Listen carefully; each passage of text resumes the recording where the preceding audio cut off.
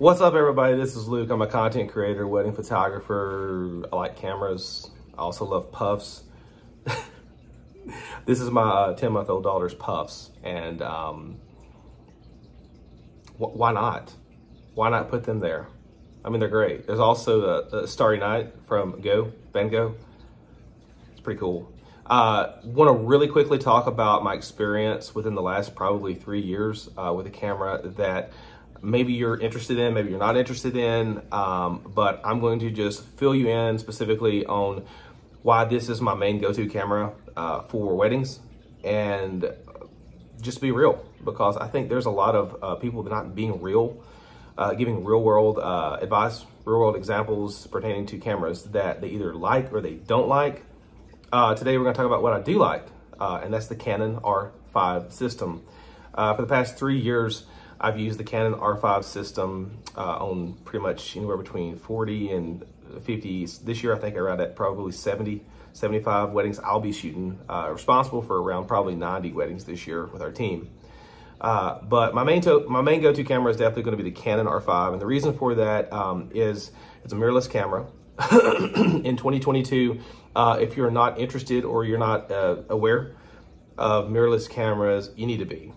Specifically for your workflow, mirrorless cameras have arrived and they are outstanding. They just simply work. I've had some really cool experiences, some really good photos with the R5 system that I probably could never have got with a DSLR. And I have an old dinosaur hanging out here that pretty much welcomed me to the mirrorless system, which this is a 1DX Mark II Canon camera. But I found myself within the first year or two of owning this camera using the back screen for pretty much everything, and never using the optical viewfinder, which some folks would say that's stupid. That's not a way to shoot. Well, it works for me. And if it works for you, that's wonderful. If it doesn't work for you, that's fine as well. But this is basically my experience pertaining to why I'm really into the Canon R5 mirrorless system. And the focusing system of the R5 is unparalleled based upon where I'm at. I do also own the Sony A7 IV, which that's basically a 2022 model camera. And the focusing system is outrageously awesome. It is an entry-level full-frame camera, but I've never, not for 1 second, understood why anybody would want to call it an entry-level camera, especially with 30 megapixels, dual card slots, Sony autofocus system that's tack sharp. It's wonderful. The only thing that keeps me from really going full into Sony is the glass.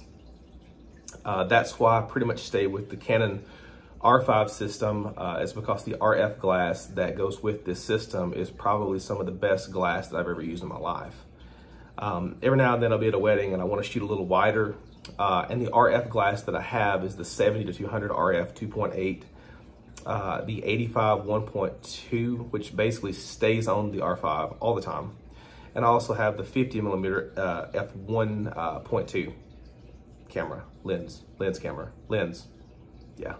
And those lenses are, I mean, unparalleled when it comes to chromatic aberration, color fringing, focus breathing, all of those things that makes my job a little bit more difficult. But as a real world experience, something that I like, it's unparalleled because the system, quite frankly, it just works. I never miss shots. And it's not because I'm some awesome, great, this or that or whatever. No. I just don't miss shots because the focusing system on this camera is a second to none. It just works. I've heard a very famous wedding photographer, her name is Vanessa Joy. She's a Canon seeker of light. Have a conversation about the Canon RF system. And somebody asked her, do you leave the eye detect autofocus on all the time? And she was like, absolutely. She goes, and they were like, well, why not? Why do you? She's like, well, because it works. And he said, what do you mean? What do you, like, she goes, it works.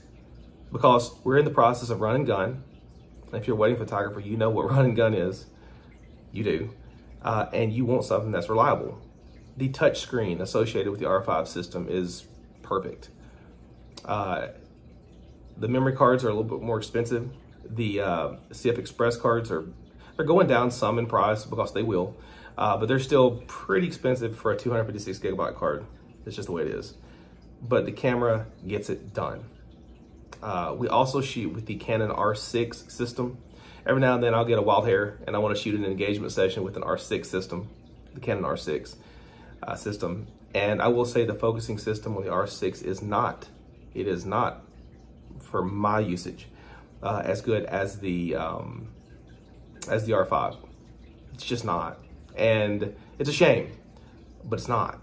It's not as good. It hunts and misses focus comparatively to the R5 system. I mean, it's a great camera. It gets it done. It'll get it done on a wedding day. No problem. No problem. It's just the focusing system on the R5 it's just more advanced. It's a little bit more intuitive. The screen on the back of the R5 has a little bit higher resolution. It's just an overall better camera. And it's another $1,000 more than the $2,800-ish that the R6 cost. But anybody that I've met who has shot with the R6, that typically was an DSLR shooter, the mirrorless full frame Canon system has just proven itself time and time again. And starting to go over into the Sony system because I'm just interested in it. The focusing system is just good from my position. Now, you may have different occurrences and things like that, and more technical than I am, but I'm based upon a run and gun. Is this gonna work? Is this not gonna work? How well do I know my camera? That's that.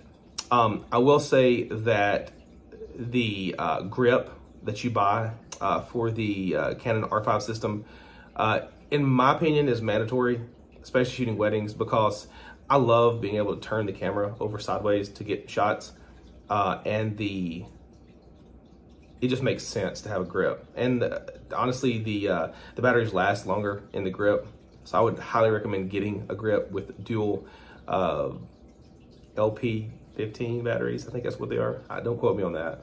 But I've noticed also that the batteries, the lifespan of the batteries, the LPEN15, is that what they are? I don't want to like botch it. Give me a second. They are called the R5 battery. They are the LPE6N. So sorry. I think the 1DX battery is the 15. That was in my head. Let's see. Yeah, I think it was. Give me a second, guys. I apologize. LPE19. I don't know where the 15 came from. I have no idea. But yeah, I've been very impressed with the Canon R5 system. Batteries don't last as long when they're a little older, but they'll get you through a wedding day. I would have at least 6 batteries on hand just to have them and have a charger going full time. That'll be fine, yeah. But anyways, I still, as in 3 years later, give the R5 a thumbs up. I do. I think it's, I don't see myself purchasing anything else. I thought about going with the R3 system, but I really don't need that camera. Probably gonna purchase another R5 because it works, guys. It just works. It's a great camera. So would I buy another R5 in 2022? Yes, yes I would. And I would put an 85mm 1.2 lens on that camera, hands down. RF. Hope this has helped you guys out. Real world experience. We're right at 9:20 mark. You guys stay blessed by the best. See you soon.